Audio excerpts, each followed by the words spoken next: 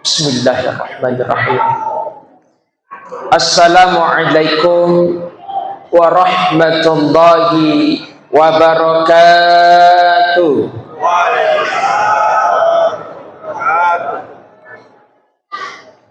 Yang jawab salam saya doakan cepat naik haji dan umroh. Yang bilang amin saya doakan THR-nya lancar jaya. Yang keras aminnya saya doakan cepat datang jodohnya. Alhamdulillah, alhamdulillahilladzi ja'ala taqwa khaira sa'at wa amarana an natazawwada bihi liyaumil ma'adi. La ilaha illallah lil muttaqin. Ashhadu an la ilaha illallah wahdahu la syarika la wa ashhadu anna Muhammadan abduhu wa rasuluhu. Allahumma salli wa sallim wa karrim wa barik ala Muhammad wa ala alihi wa ashabihi ajma'in, amma ba'd. Jamaah salat isya dan tarawih yang dimuliakan oleh Allah, alhamdulillah, puji syukur kita panjatkan kehadirat Allah di malam yang ke-28 ini. Alhamdulillah, kita senantiasa istiqamah melaksanakan ibadah di bulan Ramadan di masjid yang nyaman dan sejuk ini. Dan ternyata di bulan Ramadan ini, Masya Allah, begitu banyak perubahan di masjid kita. Saya lihat karpetnya ada warna hijau, ada juga warna kuning. Ustadz bajunya warna merah, kayak mami lombok botol berjalan. Kemudian salawat serta salam semoga senantiasa tercurahkan pada junjungan kita Nabiullah Muhammad sallallahu alaihi wasallam, Nabi yang menjadi contoh tauladan dalam kehidupan kita sehari-hari. Jamaah yang dimuliakan oleh Allah, tema pada malam hari ini jamaah sekalian, yakni dampak smartphone atau Android bagi anak-anak kita di bawah umur. Jamaah yang dimuliakan oleh Allah, smartphone atau Android jamaah sekalian seperti halnya pisau asingkam malik baki basi. Ketika digunakan untuk hal kebaikan maka pasti akan berdampak baik. Begitupun sebaliknya, ketika digunakan untuk keburukan pasti akan berdampak buruk. Namun jamaah sekalian, terhadap anak-anak kita yang di bawah umur, di lain sisi memiliki dampak yang baik. Namun cenderung anak-anak kita yang memiliki HP tanpa batasan, tanpa pengawasan dari orang tua, itu akan merusak dirinya sendiri seperti halnya dia pegang pisau. Jamaah yang dimuliakan oleh Allah, salah satu pengibaratan jamaah sekalian, bahasa Mangkasarakna pengibaratkan dampak dari smartphone terhadap anak kita yang di bawah umur. Ada kejadian di Parigi. Bapak-bapak tahu Parigi? Sebelumnya pernah ke Malino. Kalau ke Malino pasti lewat Parigi. Tidak mungkin mau langsung terjun dari atas. Di Parigi jamaah sekalian, itu ada kejadian di tahun 2020. Seorang anak balita dicongkel matanya oleh orang tuanya, oleh keluarganya. Ni pasulu kimatan na kodong. Kerjasama ibu, ayah, kakek dan pamannya. Dilarikan ke rumah sakit Kalontala atau rumah sakit Syekh Yusuf. Kata dokter, alhamdulillah anak ini masih bisa diselamatkan. Barangkali karena saking banyaknya orang yang mendoakan. Dalam berita detiknews.com, anak ini dikeluarkan matanya itu karena tujuan ingin dijadikan tumbal, atau dalam bahasa korannya pesugihan. Dan kakak dari anak perempuan ini sudah meninggal terlebih dahulu karena dicokoki dengan air garam sebanyak 1 liter. Namun alhamdulillah anak perempuan ini masih bisa diselamatkan secara medis. Penglihatannya bisa kembali normal seperti halnya biasanya. Namun jamaah sekalian, kita mungkin mendengar orang tuanya ini sangat kejam. Namun terkadang kita sebagai orang tua itu kadang ada yang lebih kejam daripada orang tua yang ada di parigi tersebut. Dengan apa? Dengan memberikan anak-anak di bawah umur HP tanpa pengawasan, tanpa batasan dari orang tuanya. Sering kami jamaah sekalian tiap tahun bawa mahasiswa PKL ke Surabaya. Salah satu rumah sakit terbesar di sana namanya Rumah Sakit Supomo. Itu banyak kasus anak balita masih usia TK sudah harus operasi mata karena main game tiap hari tanpa batasan dari orang tua. Masih kecil sudah harus pakai pantat botol karena terkena radiasi HP. Bahkan banyak kejadian, termasuk di Mangkasar, di rumah sakit gila, di rumah sakit jiwa, rumah sakit apa namanya? Ya, tahu juga bapak-bapak. Rumah sakit Dadi. Itu mohon maaf, banyak anak remaja itu tidak pegang HP. Tena jangan nak galah HP, tapi seolah-olah dia pegang HP. Rusak mentalnya, rusak jiwa, dan rusak psikologinya. Tangannya bergerak, cikicau, empire, tutup. Seolah-olah bermain HP. Dan jamaah sekalian, kalau anak-anak sudah seperti itu, rusak mental dan jiwanya, itu sangat sulit untuk disembuhkan. Jamaah yang dimuliakan oleh Allah, dan dampaknya bisa lebih buruk daripada anak yang diparigi tersebut. Anak tersebut masih bisa diselamatkan secara medis, tapi kalau anak-anak sudah rusak mental dan jiwanya, itu sangat sulit untuk disembuhkan. Maka Rasulullah mengatakan dalam hadis yang diriwayatkan oleh Imam Tirmizi, hadisnya dari Aisyah radhiyallahu anha, kata Rasulullah, khairul li ahlikum, sebaik-baik kalian adalah yang paling baik terhadap keluarganya, baik itu pada istrinya maupun pada anak-anaknya. Dan orang tua yang baik bukan yang memberikan, kata syarahan ulama, bukan yang memberikan apa yang diinginkan oleh anaknya.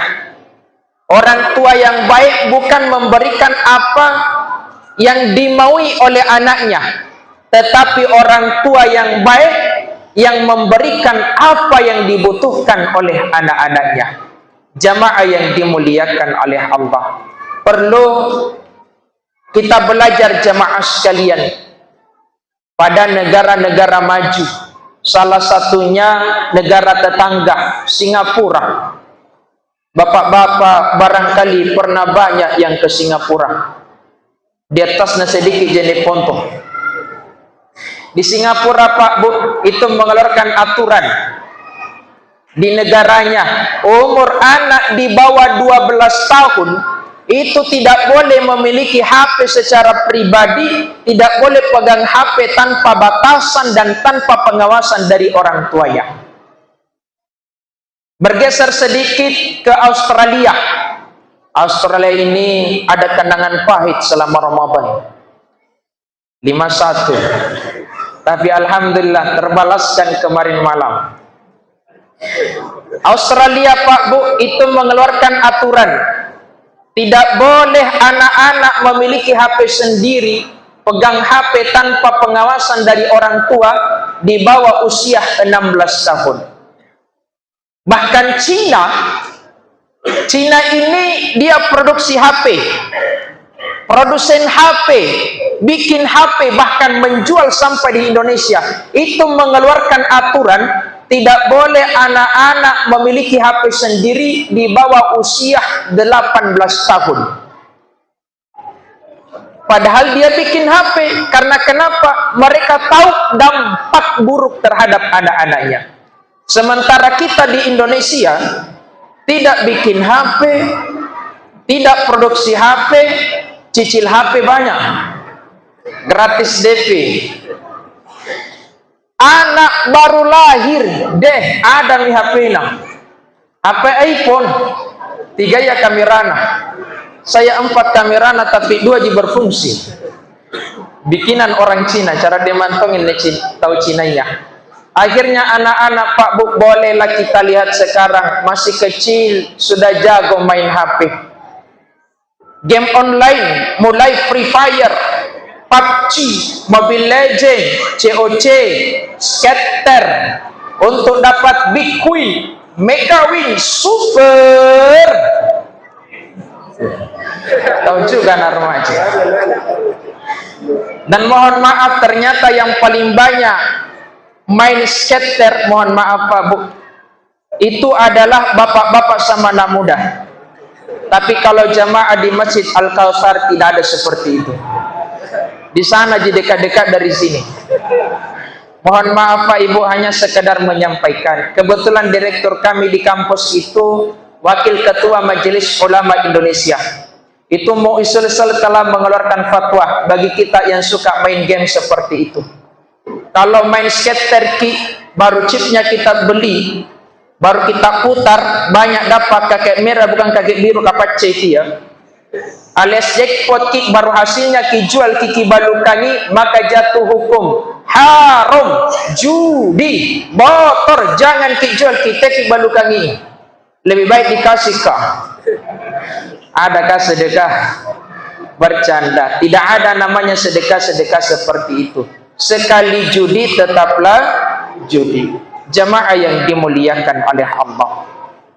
Sahabat Ali radhiyallahu anhu pernah berkata dalam hal mendidik anak, didiklah anakmu berdasarkan zamannya.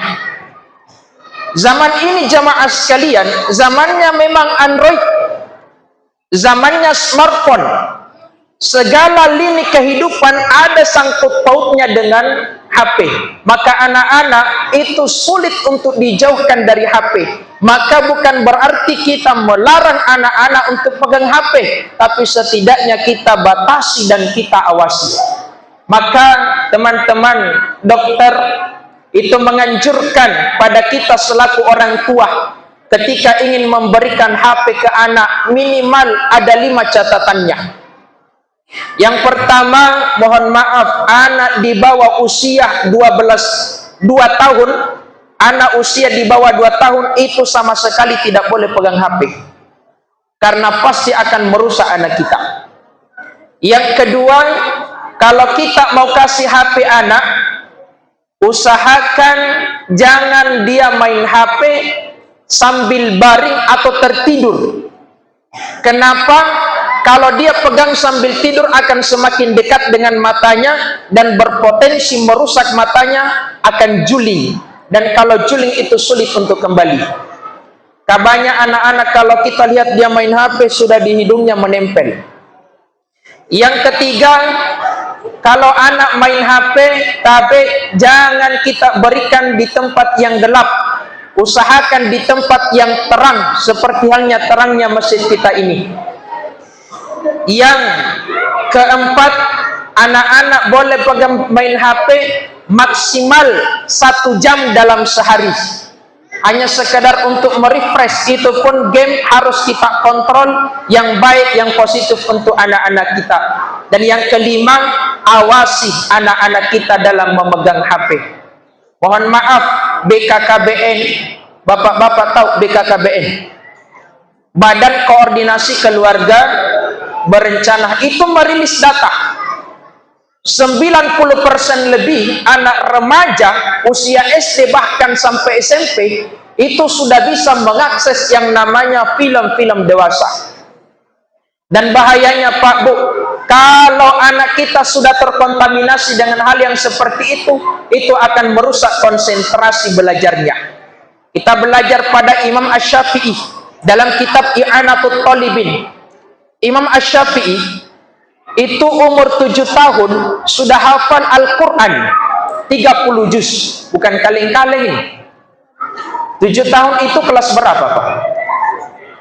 Kelas 2, kelas 1. Umur 10 tahun sudah hafal kitab Al-Muwatta, kitab gurunya namanya Imam Malik. 15 tahun sudah jadi mufti. Maka pernah suatu hari beliau bawa kajian di bulan Ramadan, tiba-tiba makan roti, diprotes sahabatnya, maaf tabe ya Syekh, kenapa kita makan roti, nah orang lagi puasa. Kata beliau, mohon maaf Pak Ibu, saya belum balik. Saking cerdasnya beliau. Bahkan kalau menghafal Al-Quran itu mesti ditutup satu. Kenapa? Kalau terbuka dua-duanya baru dia lihat, itu sudah terekam dengan jelas di memorinya. Tapi dalam I'anatul Talibin dikisahkan, pernah suatu hari beliau kehilangan hafalannya dan sulit untuk mengingat. Akhirnya melapor ke gurunya, ya Waqi, hari ini susah sekali saya ingat hafalanku, hilang hafalan saya beberapa juz. Kata gurunya, barangkali lekbak kau anggaukan dosa, barangkali kau telah melakukan perbuatan maksiat. Kata Imam Asy-Syafi'i, tidak wahai guru, coba ingat-ingat lagi. Ternyata diingat-ingat oleh Imam Asy-Syafi'i, tadi pagi tidak sengaja ada melihat anak gadis perempuan naik di kendaraan, contoh naik di motor, itu terangkat roknya, kelihatan betisnya, adeh, betis dikelihatan, hilang hafalan beberapa juz. Apalagi bapak-bapak tak balik-balik bacaan, karena bukan hanya betis kelihatan, di atasnya lagi betiskah. Jamaah yang dimuliakan oleh Allah, sebagai penutup jamaah sekalian, terkadang teman-teman kalau ke rumah itu kadang curhat kalau mengisi khutbah di dekat rumah. Ustadz, kita di pondok ini alhamdulillah anak-anak dalam 1 bulan itu bisa hafal Al-Quran sampai 3 juz. Dalam 3 tahun itu bisa khatam 30 juz. Alhamdulillah, karena di pondok tidak pegang HP. Tapi anehnya Ustadz, kalau anak-anak kodong pulang liburan, pulang di bulan Ramadan, kembali lagi dicongkel hafalannya oleh orang tuanya, kembali lagi difasilitasi, dicokoki dengan HP, bermain game tanpa batasan, bahkan sampai sahur tidak tidur-tidur. Kalau ditanya orang tuanya, Bu, kenapa dikasih ki HP anak tak? Apa nak bilang orang tuanya? Ustaz, kalau di pondok kudu tidak pegang HP. Jadi kalau di rumah biar mi dulu puas-puas main HP. Akhirnya kembali ke pondok, hilang hafalannya. Maka jamaah yang dimuliakan oleh Allah, marilah kita menjadi orang tua yang bijak. Yang bijak bukan memberikan apa yang diinginkan oleh anak-anaknya, tetapi memberikan apa yang dibutuhkan oleh anak-anaknya. Qu anfusakum wa ahlikum nara. Jagalah dirimu, jagalah keluargamu, istri dan anak-anakmu dari bahan api neraka yang dari manusia dan batu. Demikian, semoga menjadi informasi yang bermanfaat, utamanya pada diri saya dan juga kepada jamaah sekalian. Allahu a'lam bissawab. Wassalamualaikum warahmatullahi wabarakatuh. wabarakatuh.